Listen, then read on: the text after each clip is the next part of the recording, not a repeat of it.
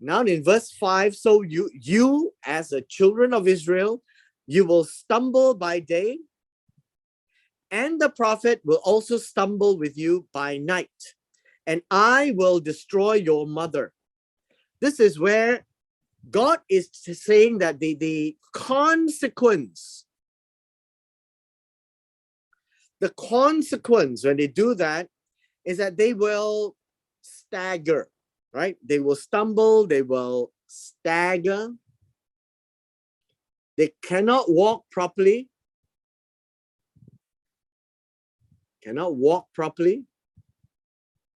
They do not know how to conduct themselves. They are weak. And their prophet, and this one, I think we can read it in the plural as well. They are prophets, and this will be the false prophets of the pagan gods. They will also stumble by night. These are all very clear words that they are not able, how should we say, they are not able to stand, they are not able to function properly, right? They're not able to function properly. Why? Because they are all into idolatry. There is a consequence to that. And God says, I will destroy your mother. Now, understand in chapter 2, verse 4 of the 2 verse 4 of the Hebrew Bible, I think in chapter 2 verse 2 or chapter 2 verse 2 in the English Bible, we had that issue where the mother, as equivalent to the picture of Gomer, represents Israel. And God says, I will destroy your mother. What do you mean by destroy? So let's be very clear. This word destroy means to silence. To silence. To cause to be dumb. Right? To be dumb. And you can think of it this way, that when the blood of a person starts to drip away, the person become weak, and the person will become quiet, and the person will die. This word destroy comes from the word dama. And dama also comes from the word adama. Dama is from the word blood. And so this gives us a picture where it's like slowly when the blood drips off and the person becomes quiet, weak, cannot speak, and eventually die. And that's the picture of this word destroy, dama. Now comes our famous verse 6, and it uses exactly that same word. My people are destroyed. And so let's be very clear that this word, destroy, and this word is exactly the same word. And so God says, my people are destroyed for the lack of knowledge. Because you have rejected knowledge, I will also reject you from being my priest. Since you have forgotten the law of your God, I will also forget your children. So this is something that we have to see the character of God.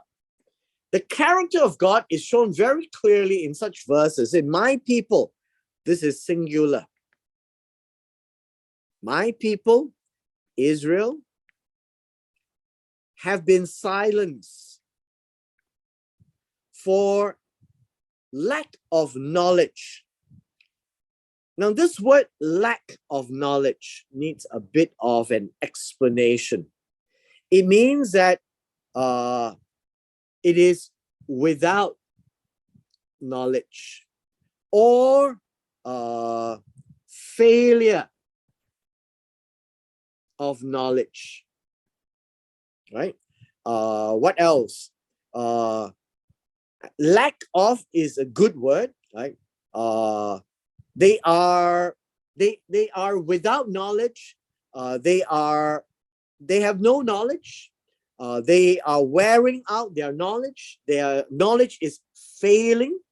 That's the word for lack, right? And the word knowledge here, right? It's important for us to be very clear. The knowledge in these two verses is the same. It's the knowledge of God and the knowledge of God through the Torah.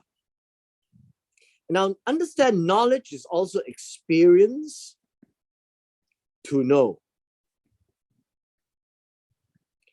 I would ask you to go back and read the book of Proverbs, where you will find the word knowledge, understanding, and wisdom all are synonyms of each other. And it is with regards to the knowledge of God in the Torah, in his word, basically, in his instructions. So let us now expand this a little bit. For the lack of knowledge of God through his word, because you have rejected this knowledge. Now, the rejection here means that the people have refused, right? Refused the knowledge. Now, we need to break this down as well. This word is to spurn. This word is to, how should we say, reject, throw away, spurn, cause to disappear. That is what reject means. They are discarding the knowledge of God. They are discarding the knowledge of the Torah. Now, this is how it's understood in the Hebrew. Now, why is this so important? Is because the Torah, unfortunately for us, is that in the English is translated as law right here. But it is not law. The Torah of your God, or the Torah of God, basically means the instructions and directions that God has laid out for his people to follow, how to conduct their lives. It also portrays how God will deal with them, the judgments God made. How did God take care of them, rescue them, save them, provided for them, told them what to do, how to be holy, how to be priests. That's in the Torah.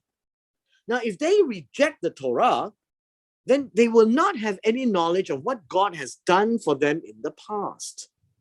That is what it means, that my people are silenced. They are now weak. They don't know what to do. They don't know what to say. They don't know what to teach, because their knowledge of God is disappearing, is failing, because you have discarded this knowledge. And hence, this knowledge of God in his Torah, in his instructions and direction, is very important because it guides the people how to live. And so if you don't have that knowledge of God's instruction, then how should one live? And so they have replaced this knowledge of the Torah of God with the knowledge of the idols. That is the challenge here. And so if you have thrown away and caused the knowledge of the Torah to disappear, then I will also cause you to disappear from being my priest. You read this in Exodus chapter 19. Let's see.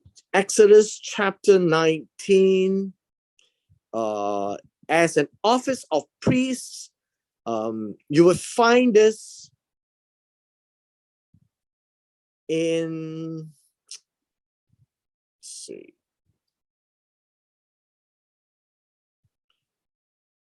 in verse 6, that God says that Israel as a nation is going to be a kingdom of priests. It's not to say that everyone is a priest, but they will actually have priests, and they will actually conduct themselves with regards to God's rules. That's what it means. And deal in that relationship with God. So God says, I will also cause this to disappear, that you will not have the chance to be priests anymore, since you have forgotten. Now, this is what God is charging them. Forget means to ignore. It means to cease to care. Meaning the law of God, the Torah of God is no longer important. Well, we can just put it aside. We don't need to take care of it anymore. We don't need to bother with what God says. So this is what God says. You, as my people, have ignored, you cease to care the Torah of your God. So I, Jehovah, will also ignore or cease to care for your children. So you understand, the mother is Gomer, the children will be Jezreel, will be Lo Ruhamah, will be Lo Ami. No, that's all this in chapter 1. No, it's that picture of it. And so God says, if you do this, I will forget. I will ignore your children who is to come after you here. Right? It is very important. Verse 7. The more they multiplied, became more numerous. They have more children, the more they sinned against me. This word sin is, well, I guess you can say that this is khatat, and it means that they have missed their mark. They have missed against me. Which means this, in the Torah, which I can say here, God's rules, they missed it. Now, what do they mean by missing? It's like, you get a recipe to bake a cake and you miss some of the ingredients. You have the form of a cake, but you don't really have that cake. So you have missed. You shoot an arrow and you miss the target. And so now you want to know how far off you have missed. That is the word translated as khatat. It's sin, right? They have missed everything against God.